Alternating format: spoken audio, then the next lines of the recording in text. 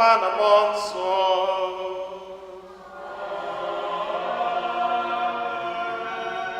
Ka ngọzi nke Onyenwe anyị Jesu Kristi na ịhụnanya nke Chukwu Nna na ịdịkọ n'otu nke Mmụọ Nsọ na-enye dịrị unu niile.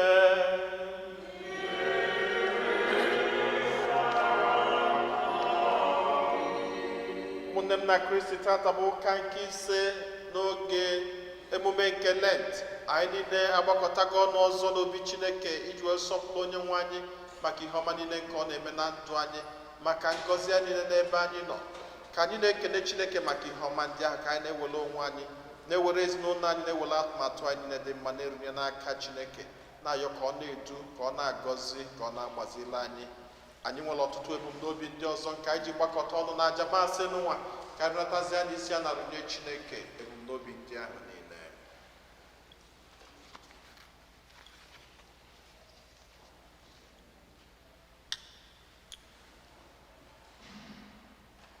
Ụmụnna, ka anyị kwado onwe anyị nke ọma maka nnukwu mme nke Yukaristia n'ụwa site n'ikwupụta njọ anyị.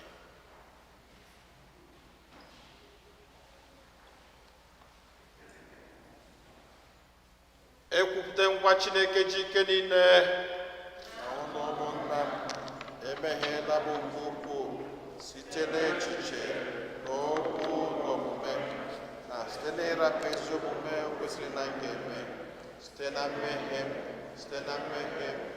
na mmehie m nke kasịrị ukwuu, nye aka nja ya ọmara anyị ndị ọzọ ife eji n'ọrụ, na ndị mmụọ ọma na ndị nsọ niile, n'ụlọ ụmụnna m bụ nrọbara m ose bụ ụwa Chukwu anyị ayịyọ.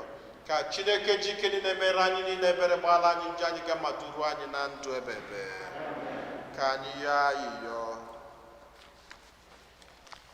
Dị nwenụ Chineke anyị, nwa gị hụrụ ụwa n'anya nke ukwuu, nke na o were onwe ya nye n'ọnwụ iji gbapụta ụwa. Biko nyere anyị aka ka anyị were ụdị ịhụnanya ahụ na-aga njem anyị n'ụwa n'ụwa. Anyị yọrọ nke a site na ndị nwe anyị Jesu Kristi, nwa gị, onye gị na-adị ndụ na-achị n'ịdịkọ n'otu nke Mmụọ Nsọ, otu Chukwu site n'ụwa ta ụwa niile.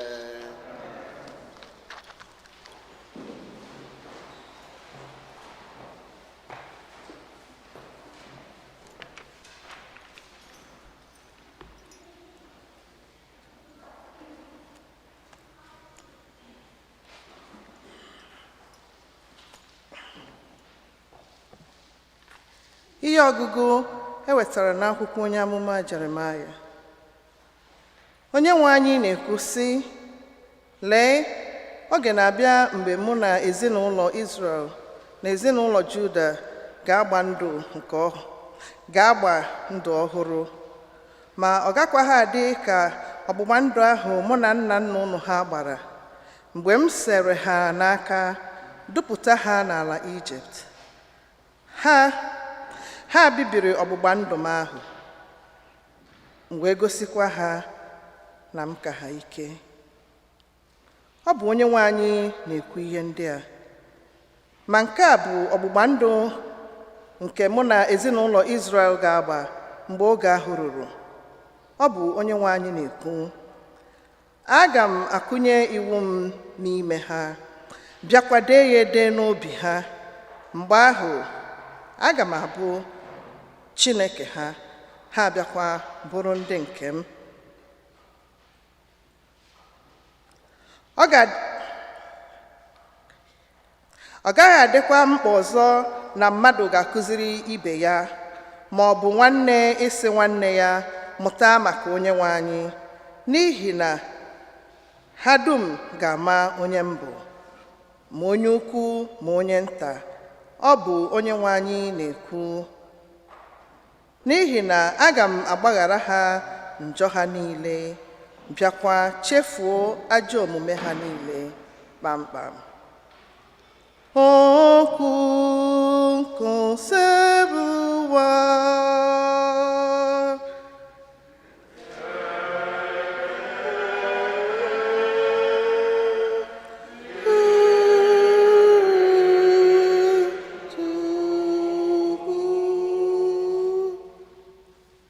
Chineke m, kenye m obi dị ọcha. Chineke m kenye m obi dị ọcha. Chineke m kenye m obi dị ọcha. Chineke m kenye m obi dị ọcha.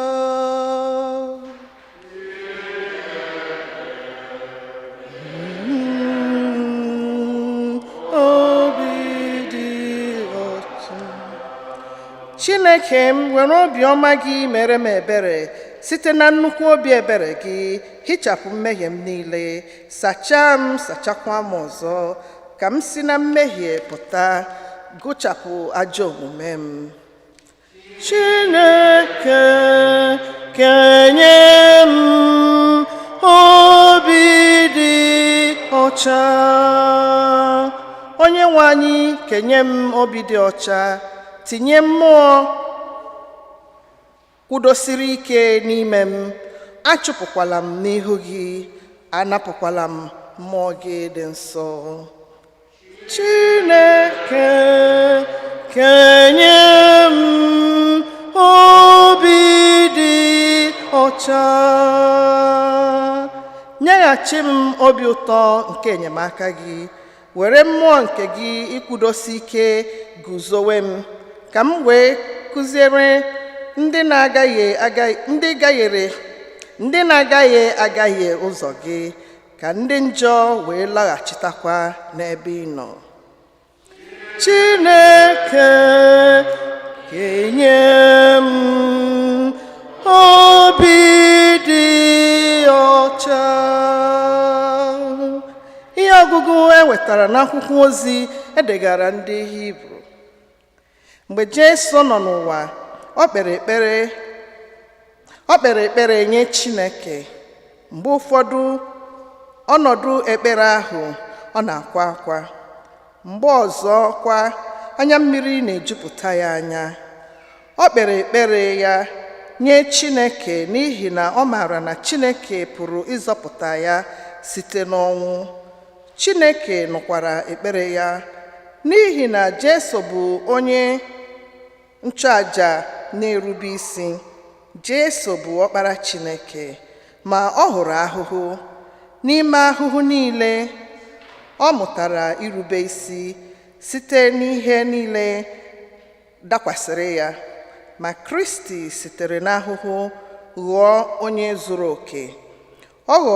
Ọ họrọ ụzọ nzọpụta zuru oke nye mmadụ niile bụ ndị rubere ya isi. Okwu koseruwa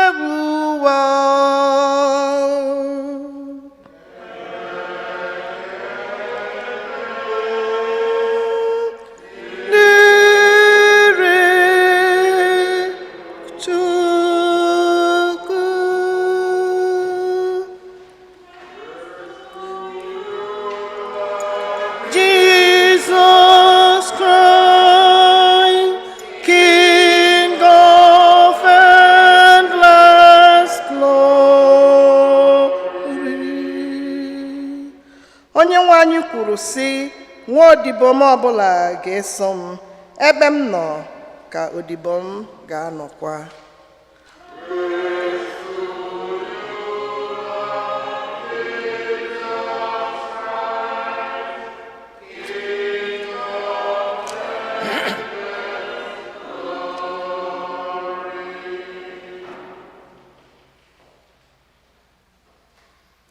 Onyenwe anyị nọnyelu ụlọ.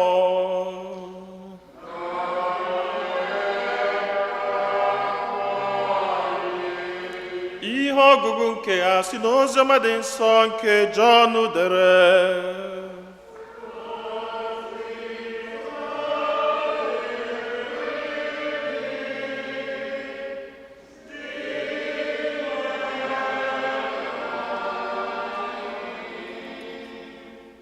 Ma ụfọdụ n'ime ndị Grik so n'etiti ndị bịara Jerusalem ịkpọrọ Chineke isi ala n'oge emume ahụ.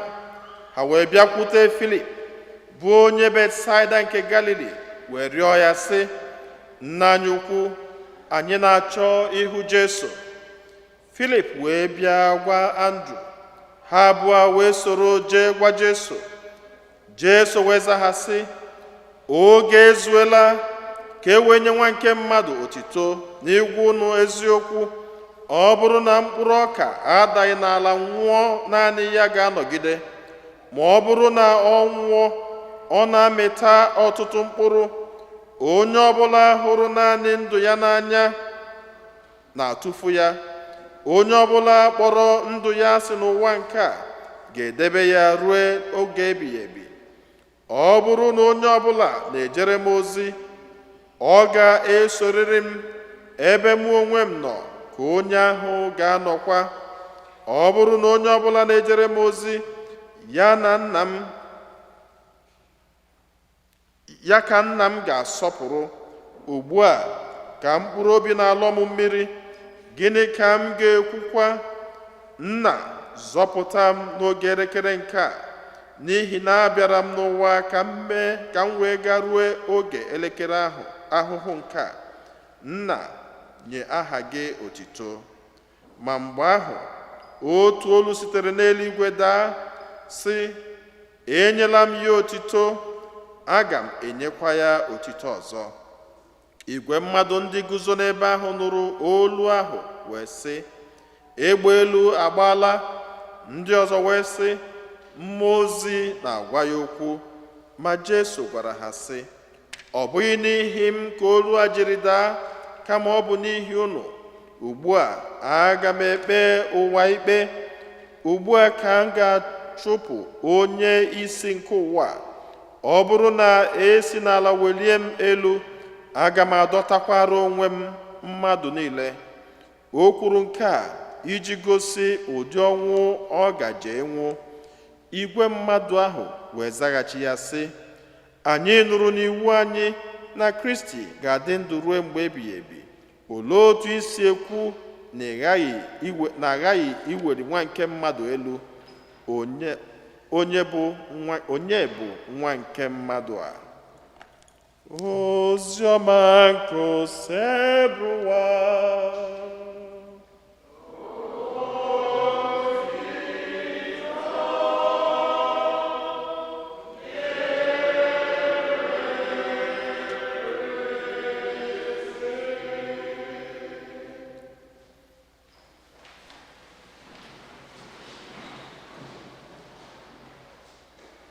Abụ m onye ka mbụ n'ụwa. Abụ m onye Chineke na-echere m echiche ọma.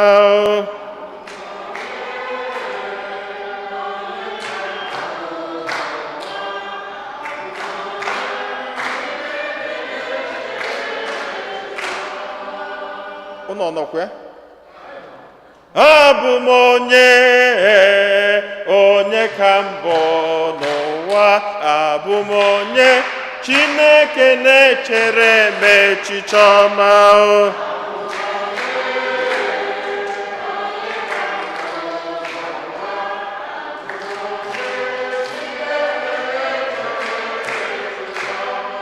Ịbụkwa onye ka ịbụ n'ụwa. Ịbụkwa onye Chineke na-echere gị echiche ọma.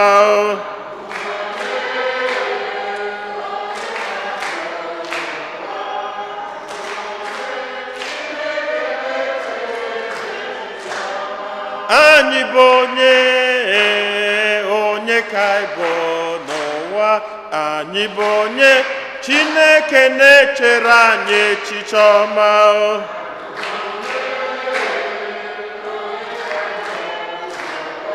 Abụ m onye Chineke na-echere m echiche ọma. Nyenụ ya, nyenụ ya, nwanne m, nyenụ ya, nwanna m, nyenụ ya, ndị nne, nyenụ ya, ndị nna, nyenụ ya, ụmụaka, nyenụ ya, ndị fada, nyenụ ya. Mama, abụ m onye ka mbụ n'ụwa abụ m onye Chineke na-echere anyị echiche ọma. Amen. Na-asala chi. Tata bụ ụka nke ise n'oge emume nke Lent. Anyị ka nọkwa na ya bụ ije Lent. Ọ fọlụ izu ụka abụọ, ụka gasịa abanye izu ụka na-abịanụ. Izu ụka na-abịanụ bụ gịnị? Palm Sunday. Then Palm Sunday ahụ ga-ewebatazi nnukwu oge n'ụka a na-akpọ Holy Week. Izu ụka dị asọ, out of the whole week dị na 365 days in a year. Only that week ka a na-akpọ Holy Week. Ya bụ na ọ bụ nnukwu oge ka anyị nọ n'ime ya. Ọ bụrụ na onye ọbụla azọpụgo ụkwụ na ebumnobi niile nke o nwelụ, ma nke nyanwa na onwe ya, ma ebumnobi ya na ezinụlọ ya nwelụ maka Lent n'ụwa, ka anyị ka nachighata. 2 weeks is enough for God's blessings. Ya bụ ka anyị rapụ ikochapụ anya anyị n'oge Lent n'ụwa, ka anyị mee ya mesie ya ike ka o kwesịrị ekwesị. N'ọmalịcha ihe ọgụgụ agụgasịla anyị, ọkacha n'ihe ọgụgụ nke mbụ enweta n'akwụkwọ nke Ezikiel, egosila anyị na hope, nchekwube dị nnukwu mkpa n'ụwa n'ụwa. Obi m na-agwa m na nsogbu dị n'ụwa akarịrị akarị nke mụ na gị ma. Mgbe ụfọdụ isi n'elu, osi n'ala, isi n'ihu, osi n'azụ, isi oke ngwa ka isi kwazi n'azụ, omegene osi n'iru. Mana ka nsogbu niile agbala anyị okilikili, mgbe ọ na-akachazi njọ mbụ nsogbu na changes and challenges of life, bụ onye ahụ lose hope. Maka na ọ bụrụ na nchekwube na ọ ga-adị mma pụrụ n'ime gị, efu na nsogbu ahụ akarịzịa ka ọ ka dị. Mana ọ bụrụ na onye ahụ nwee nchekwube na afụfụ a, maọbụ ọnọdụ n'ụwa, maọbụ na ndụ anụnwa anyị dị tata, na ihe niile a ga-emecha gabiga, efu anyị agbasie ike na-eje ebe anyị na-eje, maka na anyị nwere nchekwube na ọ ga-adị mma. Ọ bụ ọnọdụ a ka ụmụ Israel nọ. They were in the state of hopelessness, maka na ha emebigo ọgbụgba ndụ ha na Chineke, the first covenant ha na Chineke nwere n'oge nke Moses. Na ọ bụ na anyị chetara ọfụma, o nwere mgbe Moses kpọkọtara ha niile ọnụ, ha wee gbaa ndụ. Moses wee gosi ha iwu 10 commandments, wee wepụta ha sị ha na ihe a bụ iwu Chineke nyere ụnụ, na ụnụ dobe iwu 10 ọfụma, na Chineke ga-afụ ụnụ n'anya. Iwu 10 ahụ edere ya ede n'akwụkwọ, so ha bịazịa na-agụnya bụ iwu, onye gụọ ofu ọgụọ, mana idobekata ịzọfie ụkwụ, emegidezie ha wee mebicha ọgbụgba ndụ ha na Chineke. Ụfọdụ n'ime ha fere alụsị, ụfọdụ jebubatacha alụsị dị ebe dị iche iche, ụfọdụ bịa ajọ ndụ, ụfọdụ jukwuoli Chukwu ajụ si na Chukwu na ha ekwetarozi n'ebe ọ nọ. Mekatazie ha taba afụfụ, nwụba ọnwụ. Mgbe eze Babilọn kpụrụkwuo ha, oke afụfụ ju ha arụ. Mana ka ha na-eluzuzi hope, Ezikiel wee bịa wee sị ha na Chineke anụnwa ka fụkwa n'ụnụ n'anya, kama na ọ bụ ụkwụ ụnụ zọfielu n'ebe ọ nọ melụ ya bụ Chineke ji wee gbata aka n'ebe ụnụ nọ. Ezikiel wee sị ha na ụnụ na Chineke ga-agbazi ndụ ọfụ tata, the new covenant, na ọma bụzi nke ochie ahụ Moses delụ n'akwụkwọ, kama na nke ụnụ na Chineke ga-agbazi ugbu a bụ nke Chineke ga-edezi n'obi ụnụ, na a ga-etiezi iwu Chineke n'obi, na ọ bụrụzi nke amado n'akwụkwọ si sọpụrụ nna gị na nne gị, ezu n'ori, egbu n'ọchụ, akwa na iko, emegbu na mmadụ ibe gị. Yes, na nke a niile na-edeli ya n'akwụkwọ na ọ dị mma, mana ọ ma abụzi n'akwụkwọ ka ọ ga-adị, na Chineke ga-eweluzi iwu ahụ niile eme gịnị? Tinye n'obi ụnụ. Ya bụ ime ihe ọjọọ, obi ga-eme gịnị? Obi ga-agwa gị n'ime gịnị? N'imere ihe ọjọọ. Ime n'idizi ijebe n'akwụkwọ chọbịa, ọ ga-anyadozi n'ime obi gị. Ọ sị ha na ọ bụ etu a ka ụnụ na Chineke ga-esi were gbazi ndụ, onye ha nnukwu hope, nyekwazi ha reconciliation with God. Chineke a anyị na-efe fụkwa n'anyị n'anya rinne. Anụ onyekwazila anyị ike kachacha ike niile. Mana obi m na-agwakwanụ m na mgbe ụfọdụ na anyị ada afụcha ike ahụ Chineke nyere anyị. Na mgbe ụfọdụ anyị ada emekicha use of that power God has granted to each and every one of us. Chineke kala anyị nnukwu akala nke mmeri n'ihu anyị. Anụ akala ahụ etu o si wee sị ụmụ Israel, when they see the blood, they shall pass over. Na afụrụ akala ahụ na-ekwesị ga-agbata aka n'ebe anyị nọ. Nke abụọ, ile n'ụwa Chineke nyelu gị has so much power. Mana sometimes we lose hope. And when we lose hope, we lose faith. Maka na onye ọbụla enwerozi nchekwube, okwukwe na-eme gịnị na-akpụ n'ala. Mana ike dị n'ile gị n'ụwa. There is so much power in your tongue. Maka na akwụkwọ nsọ gị sị gị, ask and you shall receive. Say it and it shall become. Ihe a bụ ike Chineke nyere anyị, mana mgbe ụfọdụ anyị adịghị izucha. Ọzọkwa bụ na Chineke nyere anyị ike n'aka anyị n'ụwa. Ọ kwefula aka gị aka ị nwere. There is so much power embedded in your hands. There is so much power in these hands. Mana anyị amarọ, anyị anaghị yuzie.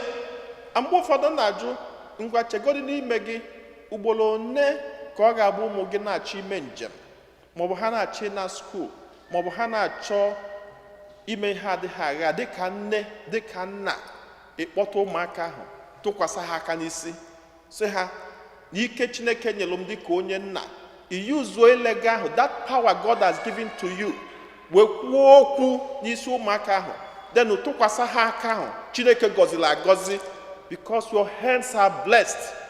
We are heirs to the kingdom of God. Ịtụkwasị aka ahụ Chineke gọziri agọzi, invoke what the power of God on those kids and continue saying it. Ị ga-afụ na ọtụtụ ihe nrịbama na nchekwaba Chineke ga na-anọ n'ime ha. Mana mgbe ụfọdụ anyị lose hope because of challenges faced anyị in life. Mgbe ụfọdụ ọ dịkwazị anyị ka ọ na Chineke a adịghị na-anya anya etu o kwesịrị ekwesị. This is a time to reconnect with that God. You have so much grace given to you by God. Anyị na-anya n'oziọma anyị ga-afụ ọbụnadị ndị Greece bịalụ Passover chọbala iru Jesu. Ha sị Philip na Andrew, bịa gosi na anyị Jesu wee were ohere ahụ wee kọwara ha sị na ọ bụrụ na mkpụrụ adarọ n'ana na ọ da mịta mmiri, na anya bụ Jesu ga-aba n'ime ana, ọ banye n'ime ana o merie ọnwụ, were ike wee pụta, ọ pụtazi ọsị ọnwụ kedu ebe ike gị dị. Jesus has granted us enormous power because he has conquered death. All during this period of Lent, can you get to connect with your divine? On your can do now 2 weeks is still a lot. 2 weeks is still a lot. Still make use of this Lent because our salvation came through the season of Lent. It's a long journey, 40 days journey. But you can still run 14 days. Say Baba God also. Say Baba Nyaba also. Onye ọbụla edina na n'ebe ọ dara. Kama onye danya megene ya kunye. Ya bụ ka Chineke gọzie anyị na njem Lent n'ụwa nke anyị nọ. Ka anyị nwee nchekwube siri ike, maka na ọ bụ nchekwube na-enye okwukwe. Ka the changes and challenges of life, problems surround anyị niile, ka ọ rapụ ime ka mmụọ anyị jụọ oyi. Kama ka amala Chineke onye fụrụ anyị n'anya, onye na-echekwaba mụ na gị, na-edu anyị mgbe niile n'ọnọdụ ndụ anyị niile site na Kristi onye nwe anyị.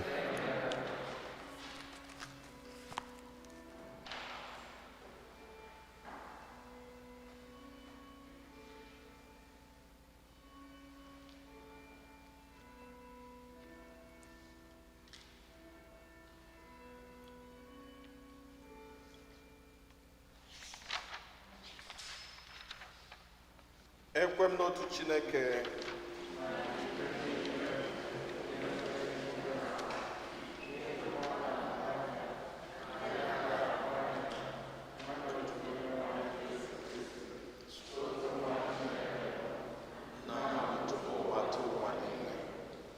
si na Chukwu, ihe si ezi Chukwu si na ezi Chukwu, ọhụrụ ya eme ihe eme, ya na nna bụ otu ihe ha ji bụrụ Chukwu, onye si na ya mee ihe edo, onye maka ihe anyị bụ mmadụ na maka ihe ịzọpụta si n'eluigwe gbadata, onye ha mmadụ ji mere site na mmụọ nsọ, ọ bụrụ mmadụ abịa kpọkpọ ya n'ori n'ime anyị n'ọchịchị Pontius Pilate ka ọ taa ahụhụ ile ya. O melitere n'ụbọchị nke atọ ka akwụkwọ nsọ si o rọpụrụ n'eluigwe n'aka ndị Juu.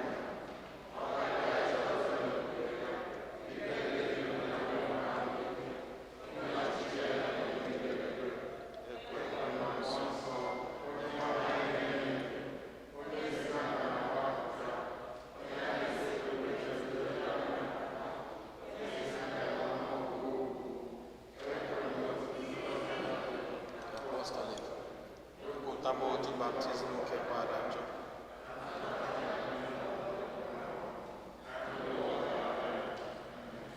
Ekpere nke ndị kwelụ mmadụ ịtọ ga-edu anyị n'ekpere Chineke onye fụrụ anyị n'anya n'ụbọchị tata, inyela anyị mmụọ nke nchekwube na gị bụ Chineke nọnyere anyị na ị ga-abịazi n'ime obi anyị bili ogologo ndụ anyị niile.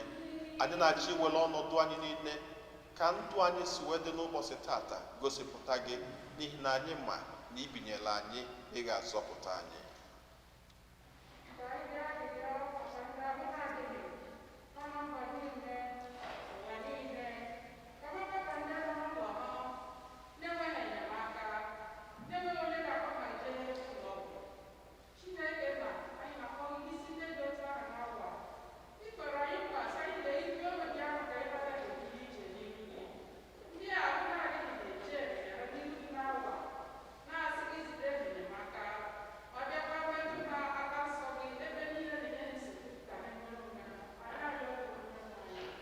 Iwe n'anyị nụrụ anyị anyị.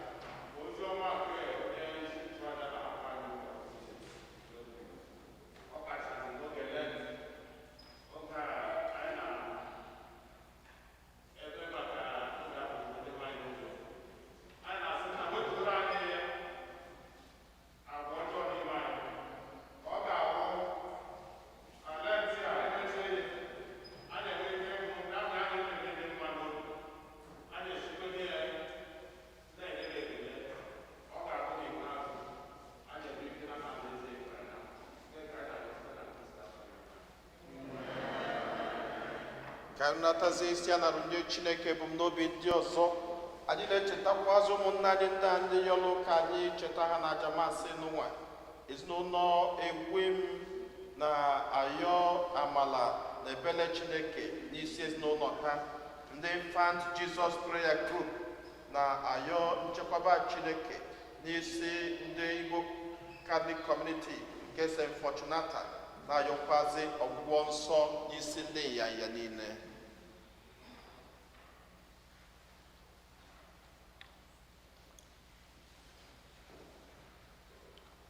Onye nwe anyị Chineke, anyị ewelugo ọtụtụ ebumnobi anyị, mkpa anyị dị iche iche wee rukwasa gị. Anyị ma nke ọma na ịbụ Chi na-aza ekpere. Anyị na-ayọ ka ị nalụ ayụyọ anyị niile a dịka aja nsure ọkụ ayọrọ nke a ma sitekwa na ị ga-emela anyị site na Kristi onye nwe anyị.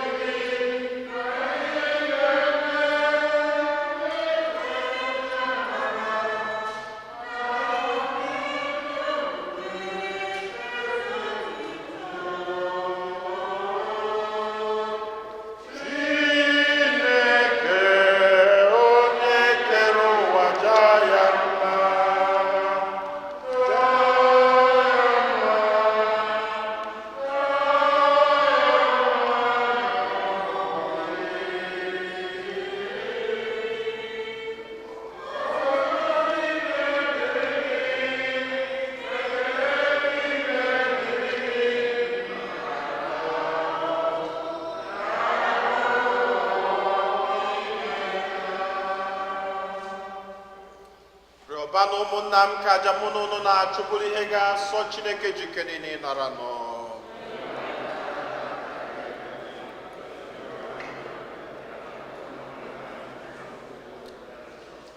Chineke nna jike niile, inyela anyị ahụ na ọbara nwa gị n'oriri nsọ, biko anyị na-arịọ mee ka agụnye anyị na akụkụ ahụ Kristi ahụ mgbe niile. Ayọrọ nke a site na Kristi onye nwe anyị. Onye nwe anyị na onye n'ụlọ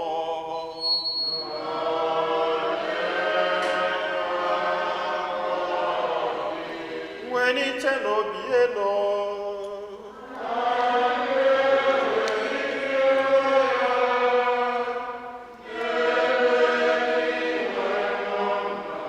Ka anyị nye n'ụdị nwa n'Chukwu anyị ya ekele.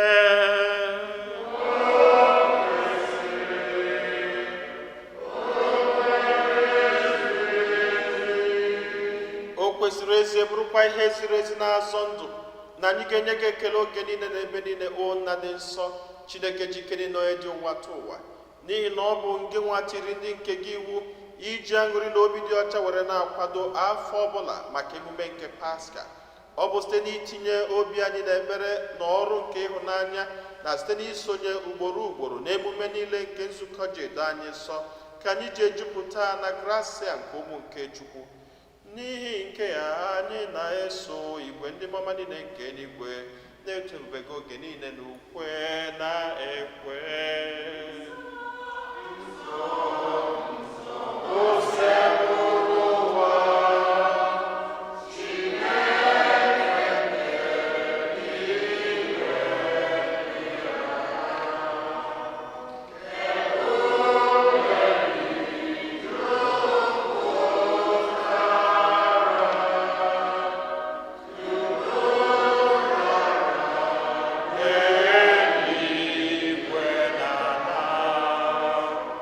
Hosanna.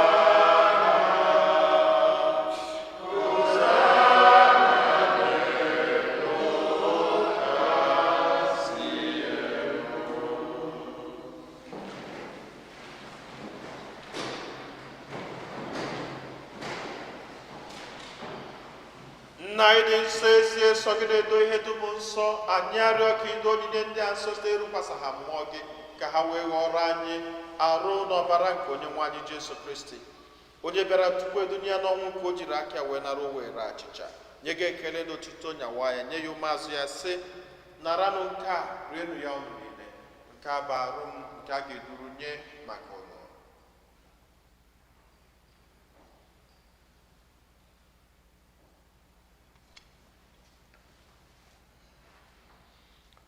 Otu akwa ka o si mee mgbe ha richara nri anyasị, o buru iko mmanya, nyekwa gị ekele n'otuto, bunye ya ụmụazụ ya, sị, naranụ nke a, ṅụọnụ ya unu niile, nke a bụ iko nke ọbara m, nke ọgbụgba ndụ ọhụrụ dị ebebe, a ga-agba ya n'ihi nna n'ihi mmadụ niile, ka e were gbaghara njọ, na-emenụ nke a na ncheta nke m.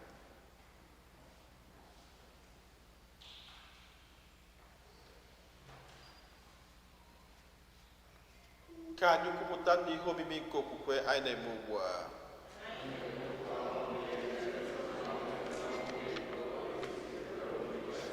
Nna, na ncheta nke ọnwụ na mbilite n'ọnwụ nke nwa gị, anyị ebunye gị achịcha nke ndụ na iko nke nzọpụta.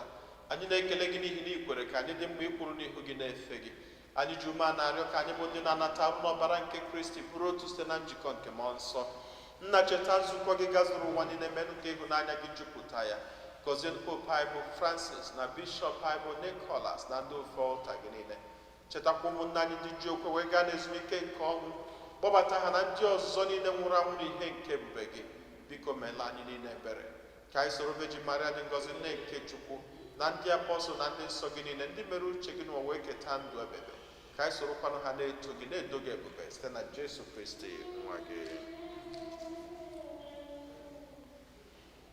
Ihe niile kere eke na-eso ya bụ Kristi, na-esikwa n'ime ya na n'aka ya, na ịdịkọ n'otu nke mmụọ nsọ, na-enye gị bụ Chukwu nna ji ike niile, nsọpụrụ na otuto niile, site n'ụwa atọ ụwa niile.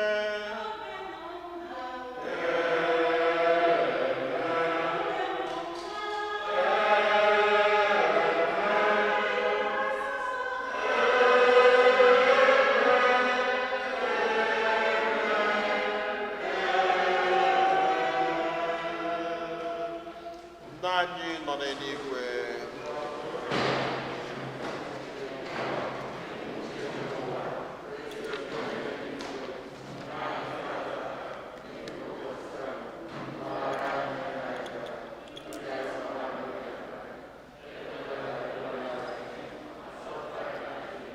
zọpụta anyị na-arịọ gị, sepụwa n'ajọ ihe niile, were ebere nye udo n'oge nke anyị, site n'inye aka ebere gị, ka a zọpụta n'anyị niile na njọ oge niile. Anyị were gbanahụ nsogbu niile, were nchekwube dị nsọ na-atụ anya maka mbịaghachi nke onye nzọpụta anyị Jesu Kristi. Onye nwe anyị Jesu Kristi, onye gwara ndị apọstọl gị, udo ka m na-arapụrụ n'udo nke m ka m na-enye unu, elekwa n'anya na njọ anyị, kama lekwasị anya n'okwukwe nke nzukọ gị. Nye ya udo na ịdịkọ n'otu mgbe niile, ka uche gị siri chọọ, gị bụ onye dị ndụ na-achị ebe ebe. Udo ka o sebụrụ ụwa dịrị unu mgbe niile.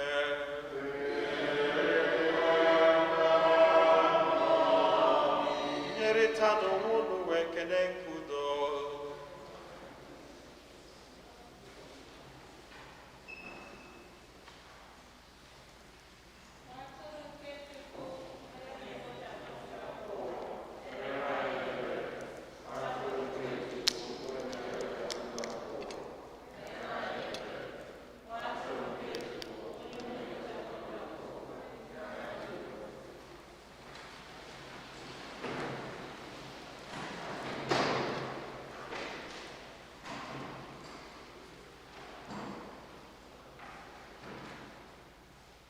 Ụmụnne m na Kristi, na-edonụ nwa atụrụ nke Chukwu, na-enu na onye ahụ na-ekpochapụ njọ nke ụwa.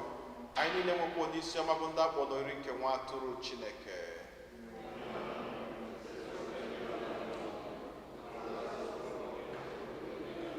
Ka arụ n'ọbara Kristi chekwaba anyị niile wee rue na ndụ ebebe.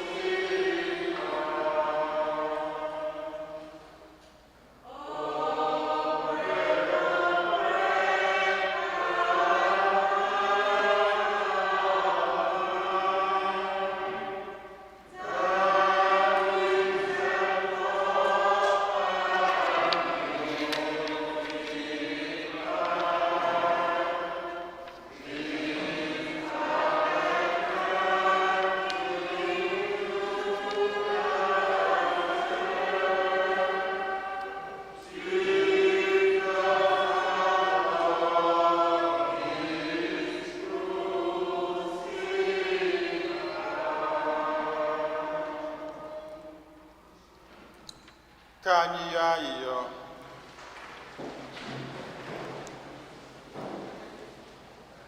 Chineke nna ji ike niile, inyela anyị ahụ n'ọbara nwa gị n'oriri nsọ, biko anyị na-arịọ mekwa ka a gụnye anyị n'akụkụ ahụ Kristi ahụ mgbe niile. Ayọrọ nke a site na Kristi onye nwe anyị.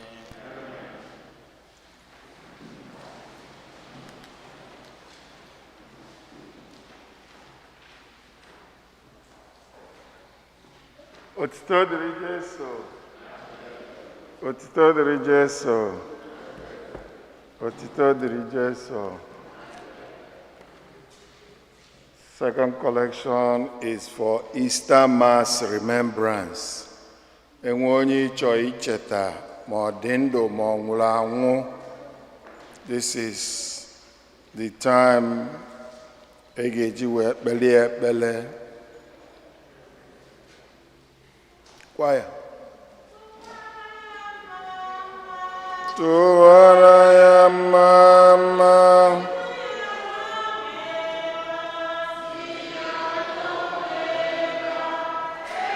Ze Jesus tụwara ya mama. Si ya nedera. Ya no mela. Ya no mela. Ze Jesus ya mama. Si ya no mela. Otito dịrị Jesu. Otito dịrị Jesu. Monday, 29th of March. Reconciliation Monday, confession,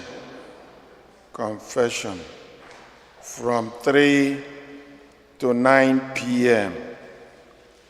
All parishes in the diocese will have confession 3 to 9 p.m. in the church we're having here in St. Fortunata.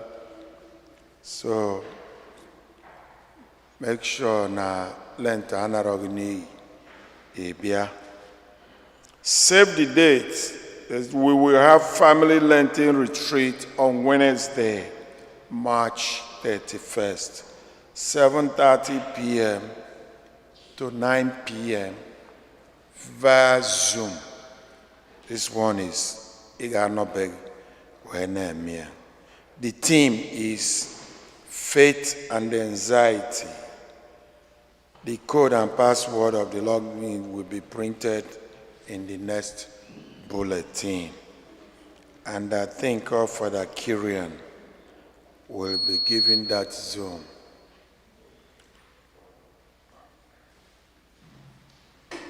We invite all youths to join us for our youth mass, third Sunday, 9:15. We also join our Lenten devotion all Fridays, on which we celebrate Mass, followed by Way of the Cross, 8 a.m. and 7:30 p.m. bilingual. Take a copy of the Holy Week schedule. Note that this year we will have 2 services for Good Friday, one at 2 p.m. English, and another one 5 p.m. in Spanish. More detail will come by next Sunday. Next Sunday, the second collection will be for your parish Easter gift. Envelopes are available at the back of the church. The Lenten alms giving, that folder. The folder is still at the back for your Lenten sacrifice. Remember to return it at the end of Lent. Biko. Onye otu anyị, Charles Onyolo, we were so happy to hear that he came back. Excuse me. And is ready to receive visitor. But this morning, he was rushed to the hospital again because Chetani and better. Jamaica Hospital. And were any birthdays? Any birthdays?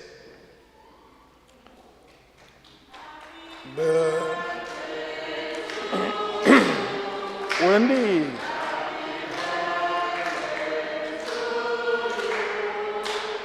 Happy birthday, Wendy. Happy birthday to you. And your anniversaries. Newcomers. I see Wendy's husband. Wendy's husband is here and the other. Name of the Lord. You are welcome in the name of the Lord. I can see you.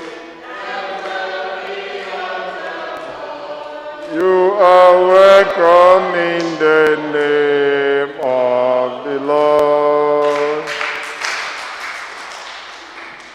Ndị ọfụ unu ga-afụ Kevin.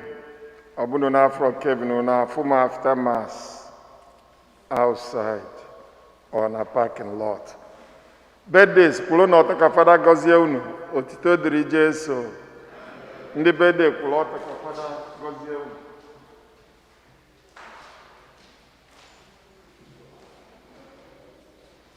Ka Chukwu jikere gọzie ụlọ nyekwazị ụlọ ihe ọma na ndụ ụnụnwa ka ụnụ dị, ka amalia na-edu ụlọ ogologo ndụ ụnụ niile, ka ebumnobi niile nke ụnụ na-ezube n'ụwa n'ụwa, ka Chineke nabata ebumnobi ndị ahụ niile, ka ngọzi arụkwasa ụnụ niile dịka igirigi n'afa Jizọs Kraịst onye nwe anyị. ọzọ dịka nwanne just briefly 29th ka Sanweke si kwu 29th of March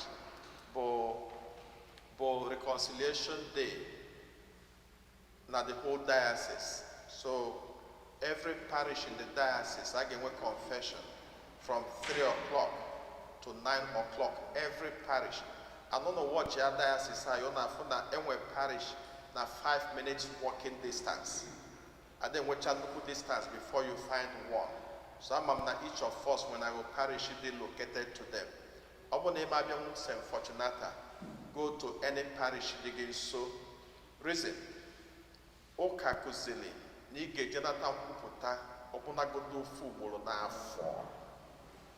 They have kuzuka, not the standard. They have the home, my father, my catechism, my popo. Ebe jenogi ka na agwa father ejenki.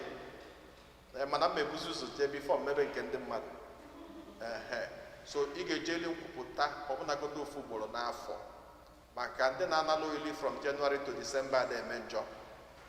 Onye ọ na-emekwa njọ and onye na-analụ ili nsọ na-etozughị etozu na-eme ka ikpe olili arụ na ọbara Jesu Kristi megịnị nwe ya. Ọkwa ihe ọ bụ ya na onye na-enu eje na achịcha ọbọkwa achịcha. Ihe a na-akwa ebe ekwu abụọkwa obere okwu. So ihe njikọ wee etu abụọ ka anyị ghọta mkpa ije nya bụ nkwupụta dị. Go to any parish around you.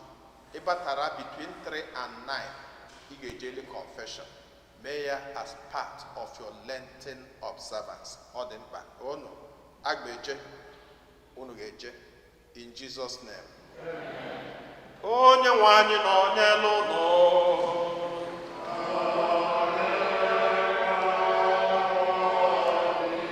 Chukwu jike dị na-egozie ụlọ Nna na Nwa na Mmụọ Nsọ.